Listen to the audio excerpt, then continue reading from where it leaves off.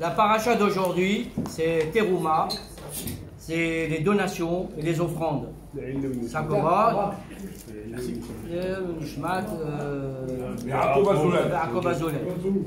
Ça commence par Daber Adonai Moshe les morts, Daber les bénis Israël, Vekroli Terouma, mais et kol ish, Hachaï, il devenu libo, Tikrou et Teroumat. Hachem parla à Moïse en disant, parle aux enfants d'Israël et qu'ils prennent pour moi un prélèvement de tout homme, de son cœur, alors ça c'est très important, que son cœur motivera. Vous prendrez mon prélèvement. C'est la première des 5 parachiotes qui vont suivre, qui sont consacrés surtout aux travaux des sacrifices. Alors, offrir une terouma, c'est pour ça que c'est très important quand il dit de tout cœur, avec générosité et avec cœur. C'est ce qui est une rencontre entre le désir de donner et le désir de recevoir. Car cela nous unit dans le même acte de partage. Puisque nous sommes heureux de donner comme heureux de recevoir. Il ne doit pas y avoir de hiérarchie entre le donneur et le receveur, le récipiendaire, et ça c'est très important. Donc il faut être heureux de recevoir. Alors j'ai été regarder un peu justement dans un livre mystique de la Kabbalah où on parle de donner. C'est quoi le fait de donner? Aimer, c'est l'amour. Aimer, c'est donner. Que ce soit dans la dimension matérielle, spirituelle, dans la dimension culturelle et bien sûr amoureuse. Il faut vraiment aimer pour pouvoir donner. Et donner avec cœur. C'est ce qu'il a voulu préciser dans ce premier passage. Il faut que cela soit une source de joie qu'on donne. Non pas parce qu'il s'agit de privation. C'est-à-dire qu'il ne faut pas que ce soit qu'on se prive de quelque chose quand on donne. Mais parce que, de par le fait de donner, j'exprime ma vitalité. Dans l'acte même de donner, je fais preuve de cette vitalité, de puissance. Et cela doit me remplir de joie. C'est surtout ce qu'on doit comprendre dans ce passage. Et quand je donne, je m'éprime, je m'exprime comme surabondant. C'est-à-dire j'ai. Parce que quelque part c'est un peu égocentrique même. Mais sans qu'on le veuille. Parce que quand on donne, on ne peut pas empêcher que rejaillisse sur nous aussi cette abondance qu'on a donnée, surtout par la grâce d'Hachem. On ramène vers nous la grâce. Et dans le don, il y a quelque chose qui s'exprime entre les deux, parce qu'on crée la joie de celui à qui on donne, et nous-mêmes on est joyeux. Donc on crée la vie. Et on crée la vie, c'est quoi? C'est Hachem qui veut qu'on crée la vie. Alors il y a une petite parabole qui nous exprime un peu tout ça, dans le fait de donner la tzedaka. Quand on donne la tzedaka, la pièce qu'on donne représente le Yud. Maintenant tout ça pour arriver à Yud Kevavke, à Hachem. La pièce qu'on donne représente le Yud. Donc, et la main qui prend cette pièce, c'est le He. C'est 5 doigts, c'est le He. Et quand on donne, on crée le Vav. Yud, Ke, Vav. Et la main qui est tendue à qui on donne, c'est le He. C'est le He. Voilà. Yud, Ke, Vav, Ke. Alors, et le fait de donner aussi, j'ai lu une parabole qui est extraordinaire en Israël. Ça c'est géographique en même temps. Quand on se lave les mains avec le kéli, on reçoit de l'eau pour donner. Donc on reçoit pour donner, c'est l'inverse, mais on donne aussi, et on reçoit sans attendre. Mais là, on reçoit pour donner. Et il y a un exemple qui est donné. Le lac de Kinneret reçoit de l'eau de la mer Méditerranée, des sources. Le lac de Kinneret donne son eau au Jourdain. Le Jourdain donne de son eau à la mer morte. Et pourquoi on l'appelle la mer morte? Parce qu'elle ne donne pas. Elle est fermée. Donc quelqu'un qui ne donne pas, qui reçoit et qui ne donne pas, c'est vraiment quelqu'un de mort. Voilà ce que c'est le fait de donner. C'est pour ça que le début de Paracha, il faut le donner avec cœur. Donc on revient maintenant à Teruma, c'est un sujet très important parce que c'est la construction du Mishkan, et qui sera la résidence de Dieu dans le monde. Et où l'on voit la participation des enfants d'Israël à cette construction. Ensuite, la paracha nous décrit les différentes parties du Mishkan, des poutres, des tentures, des instruments du service d'Hachem, la Ménorah. Mais pourquoi on nous donne ces descriptions? On voulait nous expliquer par là la possibilité d'obtenir le dévoilement d'Hachem, de Dieu, au sein de la matière. C'est ce que tu nous as, Rabbi Shimon, tu as toujours expliqué, c'est le dévoilement d'Hachem au sein de la matière. Donc il y aura des actes répétitifs qui permettront de dévoiler la lumière de Dieu dans le monde. Dans les parachas d'avant, il y a eu le Matan Torah, qui est une révélation, qui a été une révélation éphémère d'Hachem. Mais là, Hachem nous demande de construire un Mishkan, une demeure, une varisité parmi nous, parmi les hommes.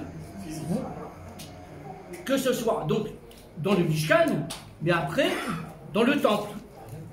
C'est pour répartir et répandre cette lumière divine dans le monde. Alors, bien sûr, on s'est beaucoup lamenté tout le temps, on se lamente en disant l'exil du peuple juif, notre exil. Mais finalement, quand on réfléchit bien, cet exil a été une opportunité pour nous, une manière de servir Hachem, mais dans le monde entier. On part en Chine, on part au Japon, on part en Afrique du Sud, à Cape Town, on part en Amérique du Sud.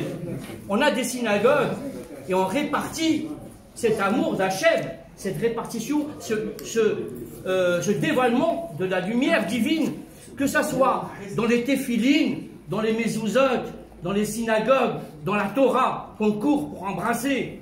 Donc, c'est important aussi. Donc cet exil a été quand même important aussi. Ça a été une opportunité. D'accord, très bien. Et j'espère que cette lumière aussi, ça sera la venue du Mashiach. Alors le Mishkan a été un temple portatif que le peuple a transporté avec lui dans le désert. On le montait, on le démontait à chaque étape pour y faire des sacrifices réservés à Dieu. Alors, on se pose la question, puisque on n'arrête pas de dire que Dieu est infini, alors comment ça se fait qu'on a voulu limiter Hachem dans un espace restreint, comme le Mishkan, ou un peu plus grand, le temple, alors qu'on n'arrête pas de dire que Hachem, cette lumière divine, est infinie.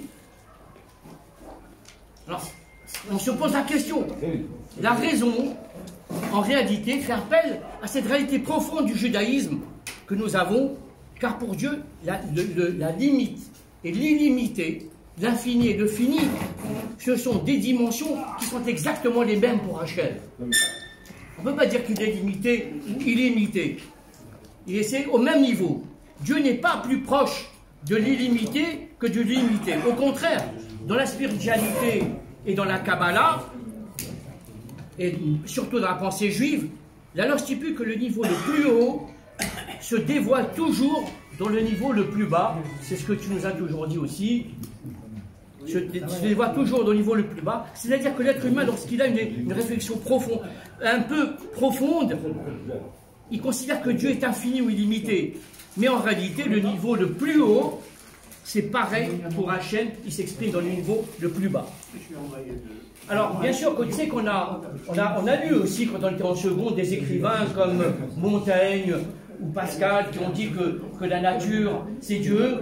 C'est Dieu. Et même Pascal a été un peu plus loin au XVIIe siècle. Il avait dit pariez que Dieu existe et vous aurez toujours raison. Il a même repris des termes de la Torah en disant que tu sais, le roseau pensant, le fameux roseau pensant de Pascal, que la force de l'homme réside dans sa pensée, et que tu sais, dans la Torah, on l'a toujours dit, il suffit d'un vent, un arbre il peut tomber, mais le roseau il se penche, mais quand le vent s'arrête, le roseau, c'est la force de l'homme réside dans sa pensée. Donc ils ont dit, mais le problème de ces écrivains, c'est qu'ils ont limité Dieu à la nature. Or, dans le judaïsme, non, dans le judaïsme, c'est c'est dans l'illimité, c'est dans l'infini. C'est pas uniquement dans la nature. Alors, la Torah nous donne une dimension infinie, donc qui se trouve Dieu se trouve à égale distance, comme il est équidistant, entre le limité et l'illimité. Il peut même les réunir et être parmi nous. Et son essence se dévoile dans le niveau le plus bas, comme on a dit tout à l'heure. Que ce soit dans la synagogue, donc surtout dans la prière, ou dans le temple avant, mais là dans la prière. Et on donne un exemple. On donne un exemple de la Hamida. Dans la Hamida, c'est important. Dans la Hamida, ce qui est important, c'est que on fait, voilà un très bon exemple, une prière silencieuse. Une prière silencieuse. Alors, c'est quoi cette prière silencieuse? On donne cet exemple. C'est que dites-vous bien, des bonnes choses. Il n'y a pas de souci. Alors, je disais que un des meilleurs exemples que Dieu vient tout le temps vers nous. J'ai 5 minutes.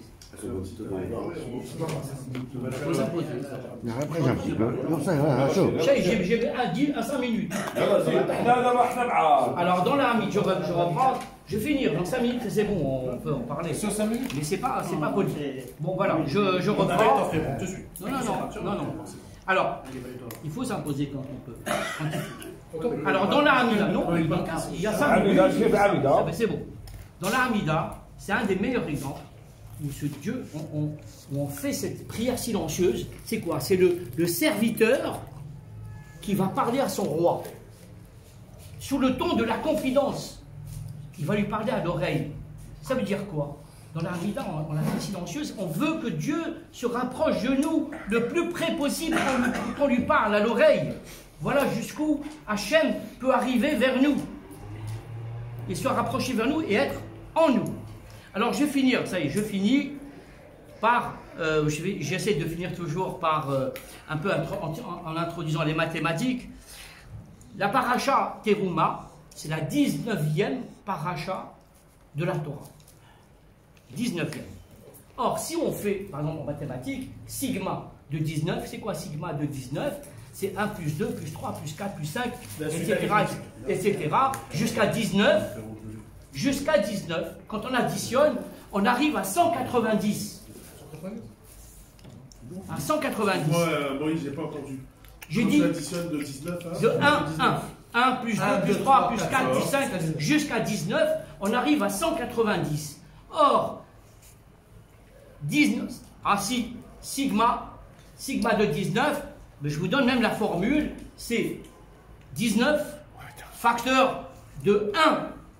De 19 plus 1, ça fait 20, divisé par 2. Qu'est-ce qu'on trouve? 190. On trouve, non, 380, divisé par 2, sur 2, c'est la formule. Sur 2, c'est ça, sigma. Sur 2, c'est 190. C'est pour ne pas additionner 1 plus 2 plus 3 plus 4. Il y a une formule. Quel rapport avec 19? Ben, c'est 19. Fois 10. 19 fois 10, c'est 190. C'est quoi? C'est un 19e paracha. Qu'est-ce qu'on veut dire par là? C'est 19, c'est quoi? Du 190, c'est le Maaser. C'est le 10e. C'est le seul nombre. C'est 19. C'est 10%, c'est 10% de 190.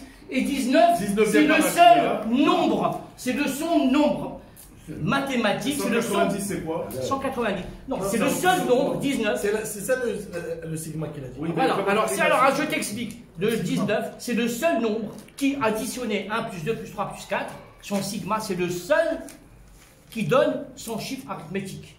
19. Ah, il revient. C'est le 19. C'est le seul nombre. Tu prends n'importe quel nombre, il ne donnera pas 10 fois son dixième. 10 fois. C'est le seul. Alors pourquoi? Donc on revient, c'est quand même assez extraordinaire. Parce que on est dans le Maaser. Teruma. Et c'est pas un hasard, c'est un 19. C'est la 19 paracha. Donc je finis par Teruma. Teruma, si on l'enlève le même, il nous reste les lettres de Torah. Alors pourquoi? c'est quoi? Ça veut dire quoi? Même c'est 40. Alors Hachem, il a dit aux enfants d'Israël, 40, c'est quoi? Le 40e jour, je vous ai donné la Torah. Et vous avez, ce jour-là, qu'est-ce que vous avez fait? Vous avez donné votre or, votre argent et vos bijoux pour fabriquer un veau d'or. Donc, maintenant, tout ça pour l'idolâtrie, maintenant, vous allez donner votre or, votre argent et vos bijoux pour fabriquer... Non, pour fabriquer le Mishkan, pour que je réside maintenant parmi vous. Voilà. Et nous, il faut qu'on... et ça sera, exactement, merci, ça sera votre tikkun. Et notre tikkun à nous aussi, c'est de donner aux synagogues, aux yeshivot, et bien Azat Hashem, pour qu'on amène Mashiach. Azak.